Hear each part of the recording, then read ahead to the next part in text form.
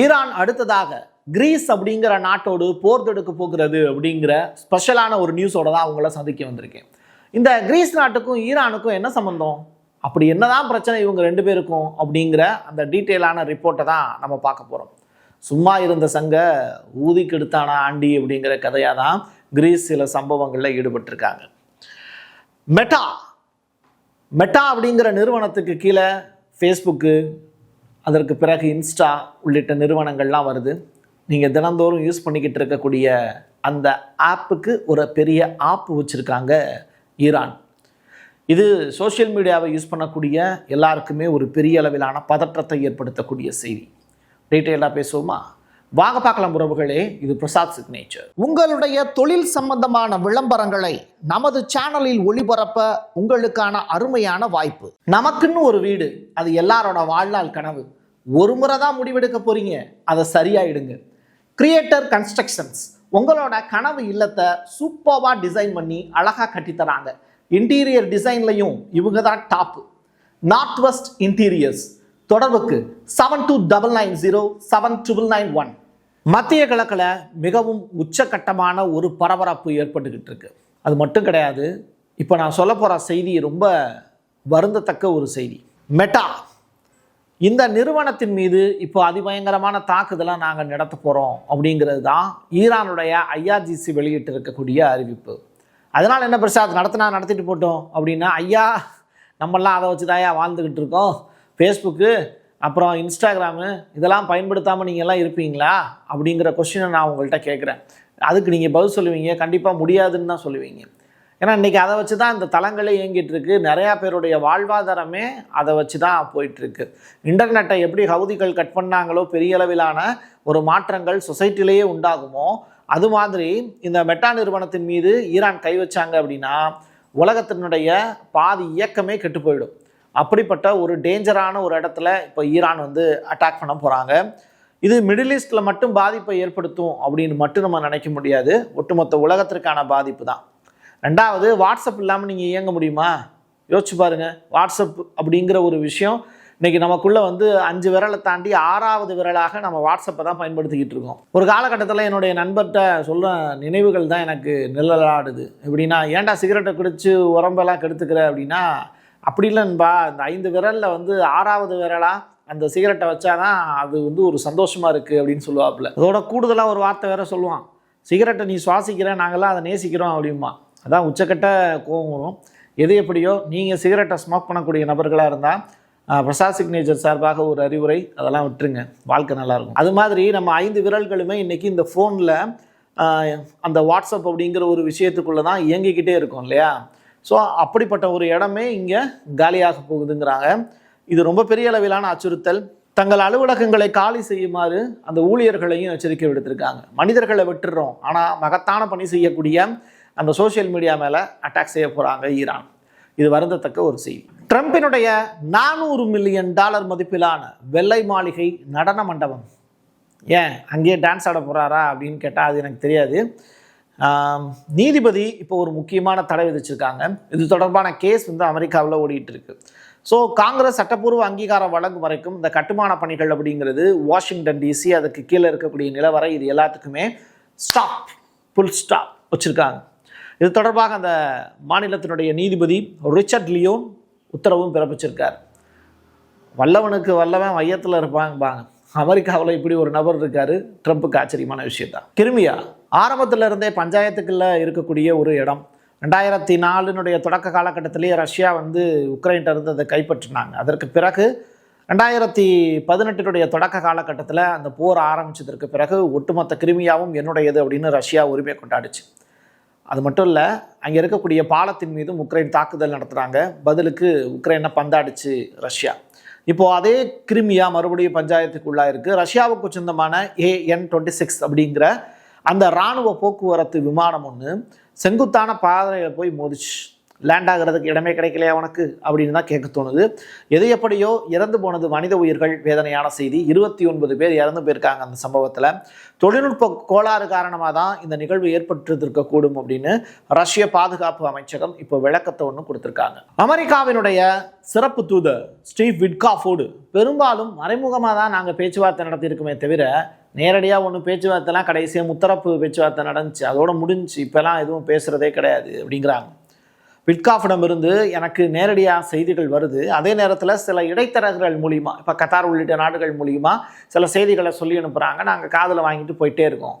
But நாங்கள் ceasefire ரிலேட்டடாக எதுவுமே பேசவே இல்லை.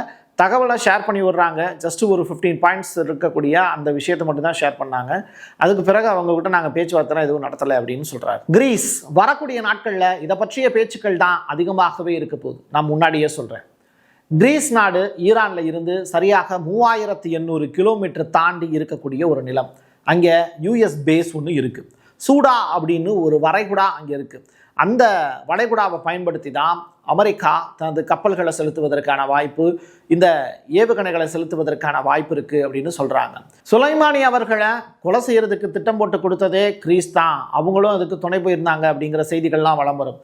அது மட்டும் இல்லை, ட்ரம்ப் இப்போ மிக முக்கியமான இராணுவ நடவடிக்கையில் ஈடுபடுறதுக்கு கிரீஸ் உதவி பண்ண போகிறாங்க அப்படிங்கிற தகவல். அவங்க நேட்டோவில் ஒன் ஆஃப் த மெம்பர். கிட்டத்தட்ட 8 ஆண்டு கால பகை இப்போ இந்த தடவை அதை முடிச்சுக்கலாம் அப்படின்னு ஈரான் முடிவு பண்ணி இந்த கிரீஸ் மீது தாக்குதல் நடத்துவதற்கு திட்டம் போட்டுக்கிட்டு இருக்காங்க. இதுக்கு முன்னாடி சைப்ரஸ் அப்படிங்கிற நாடு இஸ்ரேலுக்கு உதவி செஞ்சுச்சு. அது நிரந்தர பகையாக இப்போ ஈரானுக்கு மாறி நிற்குது. இப்படிப்பட்ட சூழ்நிலையில் இப்போ கிரீஸ் அப்படிங்கிற நாடும் ஈரானுடைய தாக்குதலுக்கு இரையாக போகுதோ அப்படிங்கிற அந்த கொஸ்டின் மார்க்கு ஆச்சரியக்குறியாக மாறுச்சு அப்படின்னா நாட்டோ வெர்சஸ் ஈரான் அப்படின்னு அந்த போர் மாறும். வாங்க வாங்க வாங்க வாங்க அப்படின்னு கூப்பிடுறாங்க நம்முடைய மோடி அவர்களை. சிவப்பு கம்பளம் விரித்து வரவேற்கிறாங்க ரஷ்யா. எப்போ? இப்போதான். இந்த ஆண்டுக்கான வருகை எப்போ அப்படின்னு கேட்குறாங்க. சரி, எப்போ போடுற அப்படிங்கிற பாட்டு தான் ஞாபகம் வருது. இருந்தாலும் ரஷ்ய தூதருடைய இந்த அழைப்பு அப்படிங்கிறது அன்பான அழைப்பு. ரஷ்யாவில் இருந்து நமக்கு எண்ணெய் சப்ளை அப்படிங்கிறது தடையில்லாமல் கிடைக்குது. அந்த வகையில் மோடியினுடைய அந்த வருகை, அங்கே போய் அவர் பார்ட்டிசிபேட் பண்ணிட்டு வந்தார் அப்படின்னா இந்தியாவுக்கு ஏகப்பட்ட நலன்கள் கிடைக்குங்கிறதுல மாற்றுக்கருத்து இல்லை. ஸோ இது தொடர்பாக டெனிஸ் அலிப்போ அவங்க கொடுத்துருக்கக்கூடிய பேட்டி ஒன்று ரிலீஸ் ஆகிருக்கு. அதுவும் பார்ப்போம். Including the summit, the invitation has been extended, and we would certainly welcome the Indian Prime Minister on a visit to Russia this year. முன்னணி தொழில்நுட்ப நிறுவனமான Oracle அவங்க இப்போ 30,000 ஊழியர்களை பணி நீக்கம் செய்து ஒரு அதிர்ச்சிகரமான ஒரு செய்தியை வெளியிட்டிருக்காங்க. இன்னைக்கு காலையில் எல்லாருமே வேலை பார்க்குறவங்கலாம் தன்னுடைய மெயில் இன்பாக்ஸ் ஓப்பன் பண்ண உடனே நீங்கள் ரிசைன் பண்ணிட்டு வெளில போயிடுங்க அப்படின்னு சொன்ன உடனே பல லட்சக்கணக்கான சம்பளம் வாங்குறவங்க எல்லாருக்கும் ஆச்சரியம். வேலையை விட்டு வெளில போங்க அப்படின்னு நம்மளை சொல்கிறாங்க. இத்தனை வருஷம் வேலை பார்த்தோமே என்னாச்சு அப்படின்னு ஒரு 12,000 இந்தியர்கள் கவலை தோய்ந்த முயத்தோடு இருக்காங்க. இது தொடர்பாக அந்த ஊழியர்கள் சொல்லியிருக்கக்கூடிய விஷயங்கள், ஏஐ அப்படிங்கிற அந்த புதிய விஷயம் நம்முடைய வாழ்வாதாரத்தை பறிச்சிருச்சு அப்படிங்கிறது தான். நீங்கள் மிஷினோட நம்ம போட்டி போட தெரியல அப்படின்னா நம்ம அவுடேட்டடாக ஆயிடுவோம். அப்டேட்டடாக இருங்க, அப்போ தான் வாழ்க்கையில் பிழைக்க முடியும். ஏப்ரல் 1 முட்டாள்கள் தினம் அப்படின்னு சொல்கிறாங்க. இன்றைக்கி ஸ்கூல்லேருந்து காலேஜிலேருந்து வேலை பார்க்கக்கூடிய இடங்கள் வரைக்கும் எல்லாரையுமே வந்து இந்த ஏப்ரல் ஃபூல் பண்ணக்கூடிய நிகழ்வுகள் அவ்வப்போது செல்லமாக நிகழ்ந்தேறும். ஏன் நீங்களும் கூட அதை அனுபவிச்சிருப்பீங்க. பட் இதனை பற்றிய வரலாறு எத்தனை பேருக்கு தெரியும்? ஒரு சின்ன ஒரு மெசேஜ்.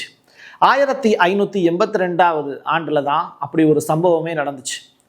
ஃப்ரான்ஸில் கிரிகோரியன் அப்படின்னு சொல்லி ஒரு நாட்காட்டி கேலண்டர், அந்த கேலண்டரை ஏற்றுக்கிட்டு புத்தாண்டு தினத்தை என்ன பண்ணாங்க, ஏப்ரல் மாதம் 1ஆம் தேதி அது வரைக்கும் அவங்க கொண்டாடினாங்க. அதுக்கு பிறகு ஜனவரி 1 அவங்க புத்தாண்டு தினமாக அனுசரிக்க ஆரம்பிச்சிட்டாங்க. இது தெரியாமல் நிறையா பேர் ஏப்ரல் 1ஆம் தேதியவே புத்தாண்டாக கொண்டாட ஆரம்பித்தாங்க.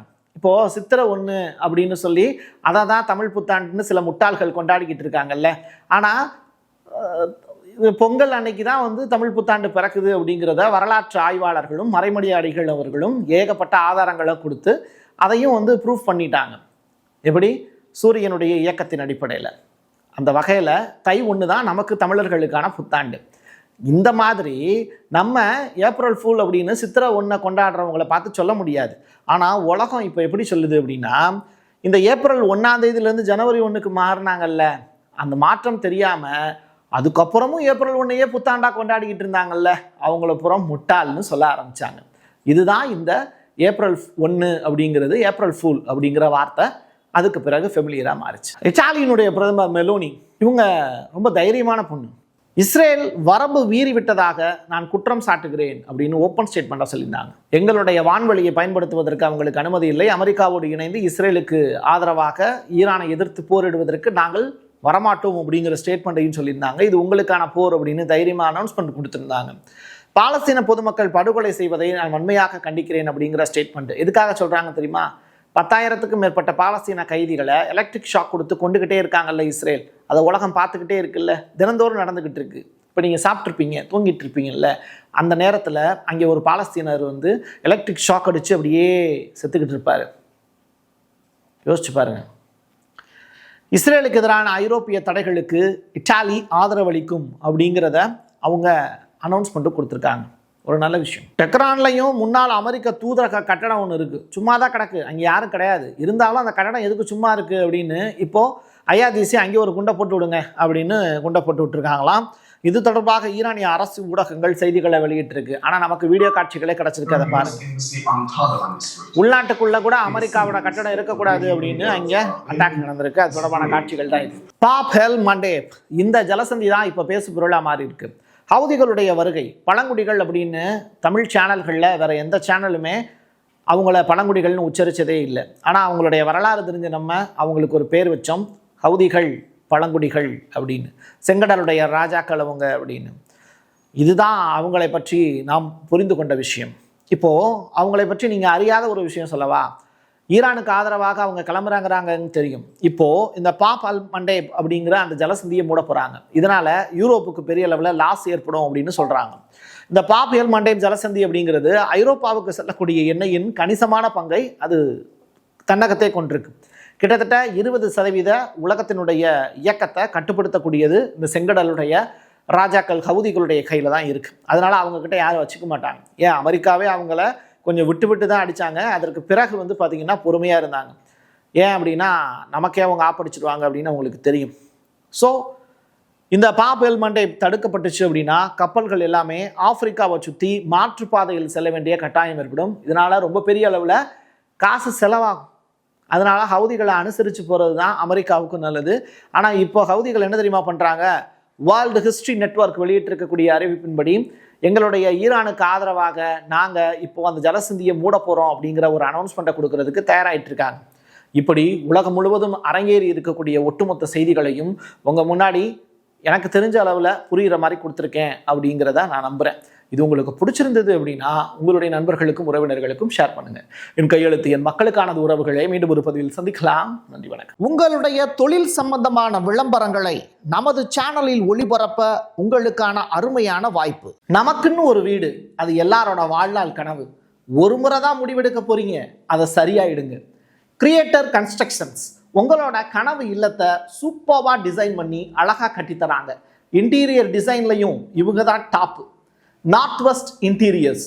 தொடர்புக்கு 72907991. Prasad signature media broadcasting private limited. நீங்க நியூஸ் ரீடரா மாறணுமா, கண்டென்ட் கிரியேட்டரா உருவாகணுமா, சேட்டலைட் சேனல்ல ரிப்போர்ட்டரா வேலை பார்க்கணுமா, டாக்குமெண்ட்ரி மேக்கிங்ல இருந்து ஜேர்னலிசம் பற்றிய முழுமையான பயிற்சி பெற உங்களுக்கான அருமையான வாய்ப்பு. எங்களை தேடி வாங்க. ஆன்லைன் மற்றும் நேரடி பயிற்சி வகுப்புகளும் சர்டிபிகேட் கோர்ஸாவே கத்துத்தரும். மீடியா துறையில் 10 ஆண்டுகளுக்கு மேல அனுபவம் உள்ளவர்கள் பயிற்சி கொடுப்பார்கள். வாய்ஸ் ஓவர் தொடங்கி வாய்ஸ்லெஸ் பீப்புளுக்காக உங்களை சிறந்த ஜேர்னலிஸ்டா உருவாக்க வேண்டியது எங்களோட பொறுப்பு. ஸ்கூல்ஸ் அண்ட் காலேஜஸ்ல ஜூனியர் ஜேர்னலிஸ்ட்ங்கிற பேர்ல ஒர்க் ஷாப்பும் கண்டக்ட் பண்ணி கொடுக்கிறோம். மோட்டிவேஷனல் ஸ்பீக்கரா கடந்த 15 ஆண்டுகளா கல்வி நிறுவனங்களுக்கு நிகழ்ச்சிகளும் நடத்தி தரோம். தொடர்புக்கு 9944790333 94493594. prasadsignature@gmail.com.